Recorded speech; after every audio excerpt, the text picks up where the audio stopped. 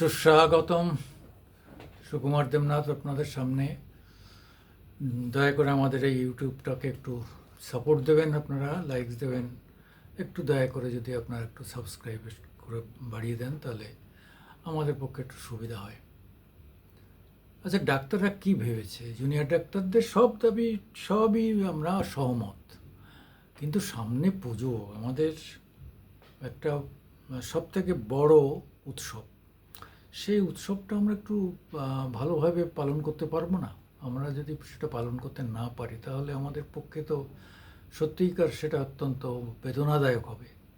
আপনাদের সমস্ত দাবি দেওয়া সব মানব, সব কিছুর সঙ্গে আছি এবং আমরা এ পর্যন্ত বিরোধিতাও করিনি। কিন্তু একটা জিনিস হচ্ছে যে আপনারা তো মাস মাইনেটা নিচ্ছেন, সেটাও আমরা না করছি না। আপনারা কিছু এদিক ওদিক দান করেছেন, ঠিক আছে, কদিন দান করবেন দেখা যাবে, কিন্তু আপনারা চিকিৎসাটা করুন পরিষ্কার। আপনাদের দাবি দেওয়া থাক, আপনারা দাবি দেওয়া নিয়ে এসে আপনার গ্রুপ ওয়ারি করতে পারেন, যে একটা গ্রুপ করবে আর একটা গ্রুপ চিকিৎসা করবে, আবার এই রিলে কোথায় করতে পারেন। তাহলে অন্তত কী হবে, রোগীরা এটা নিষ্কৃতি পায়। মুখ্যমন্ত্রী খারাপ, তার প্রশাসন খারাপ, স্বাস্থ্য দপ্তর খারাপ, সব মেনে নিচ্ছি। খারাপ বলেই আজকে এত বড় একটা দুর্ঘটনা ঘটেছে। এরা ঠিক করে চেক অ্যান্ড ব্যালেন্স করতে পারেনি বলে ডিপার্টমেন্টের এই যে একের পর এক এত কুৎসা বেরোচ্ছে, কলঙ্ক বেরোচ্ছে, আর থ্রেড কালচার বলে নতুন শব্দ আমরা শুনতে পাচ্ছি। যে এই যে মাতব্বরি দাদাগিরি কিন্তু আজকের থেকে নেই, বরাবরই ছিল। আজকে আমাদের তো বয়স হয়ে গেল, আমরাও দেখে আসছি মানে অনেক দিন ধরে, সে সিদ্ধার্থর আমল থেকে এই দাদাগিরির কালচার সবসময় ছিল। এমন নয় হঠাৎ করে এখন থ্রেড কালচার বলে একটা নতুন কালচার এসে গেছে, তা না, এটা বরাবরই ছিল।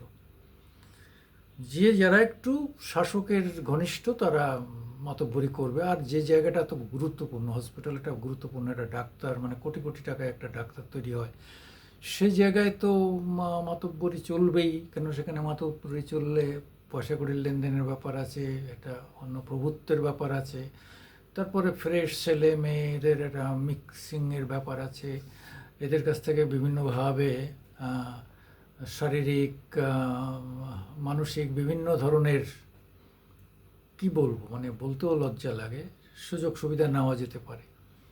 হয়েছে, এই মেয়েটি হয়তো বা একটু অন্য ধাতের বা অন্য ধাতুতে গড়া বলেই ওদের এই সময়ের ওদের সায় দেয়নি বলে, মানে গড্ডালিকা প্রভায়ে গা ভাসায়নি বলেই আজকে ওকে মরতে হলো।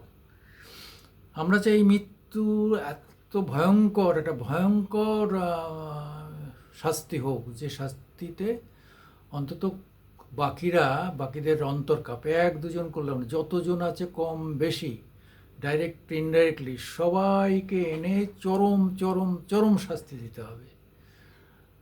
এই সরকার কেন, আগামী মানে 100 বছরেও কোনো সরকারের আমলে এই ধরনের ঘটনা ঘটবে না। আমরা এইরকম ধরনের পানিশমেন্ট চাইছি, কিন্তু প্রকৃত দোষী যেন সাজা পায়, একজনও নির্দোষী যেন না হয়। ধনঞ্জয় চট্টোপাধ্যায়ের মতো যেন এরকম শুনতে না হয় যে আসল আসামিরা ছাড়া পেয়ে গেল, একটা গরিব ঘরের ছেলে, বাঁকুড়ার সেই ছেলেটি ফাঁসিতে ঝুলল। যে ভয়ঙ্কর ভয়ঙ্কর বেদনাদায়ক। হিন্দুস্তান টাইমসে তখন অন্তত 35টা স্টোরি করেছিলাম। আমাদের কখনোই মনে হয়নি এই ছেলে এইরকম ধরনের একটা জঘন্য কাজ করতে পারে। শারীরিক সম্পর্ক যে কেউ করতে পারে, কিন্তু খুন করে ফেলার জন্য যে শক্তি, মনোবল, শুধু শারীরিক বল থাকলে হয় না, শারীরিক এবং মনোবল দুটোই দরকার হয়। কোনোটাতেই এর ধারে কাছে ছিল না। ফলে তার ফাঁসিটা যে অযাচিত, সেটা মানে এখনও খুব খারাপ লাগে যখন আলিপুর সেন্ট্রাল জেলে এই ইসে যাওয়া হয়। এখন তো সংগ্রহশালা করা হয়েছে, এটা একটা খুব ভালো ডিসিশন। মানে আলিপুরকে সারা জীবন লোক মনে রাখবে। আলিপুরের বোমার মামলা, আলিপুর বহু কারণে এই আলিপুর জেল বিখ্যাত শুধু নয়, আরও বড়, আরও মানে সাংঘাতিকভাবে আমাদের কাছে, আমাদের স্মৃতিতে, ইতিহাসে, জননে মননে, আমাদের সমস্ত সাংস্কৃতিক আন্দোলনে সব কিছুতেই জড়িত এই আলিপুর জেলখানা। এবং আজকে সেখানে যে সংগ্রহশালা হয়েছে, এটা মুখ্যমন্ত্রীর একটা সাংঘাতিক ভালো ডিসিশন, এ ব্যাপারে কোনো সন্দেহ নেই। যাই হোক, কথাটা হচ্ছে যে কারা চাইছে যে আমাদের এই দুর্গা পুজোটাকে ডিস্টার্ব করে দিতে, এর পিছনে কোনো রাজনৈতিক আছে। কেউ কেউ বলছেন সিপিএম করছে, কেউ কেউ বলছে যে এটা এসওসিআই করছে, ওদের ডিএসও, ওদের খুব শক্তিশালী সংগঠন। ডিএসও তো আছেই, নকশালপন্থীরা আছে, বামেরা আছে। বিজেপি আস্তে আস্তে আস্তে আস্তে সরে যাচ্ছে, কারণ হচ্ছে বিজেপি বুঝে নিয়েছে এটা, তারা প্রথম দিকে ছিল কিন্তু এখন বুঝে নিয়েছে এটা বামেদের হাতে চলে গেছে, আর ওদের হাতেই ছেড়ে দাও, অন্তত পুজোর আগে এরা সামনে আসবে না, পুজোর পরে, তা না হলে হিন্দুরা খেপে যাবে। সেই জন্য তারা পুজোর পরে একটা খেলা খেলবে।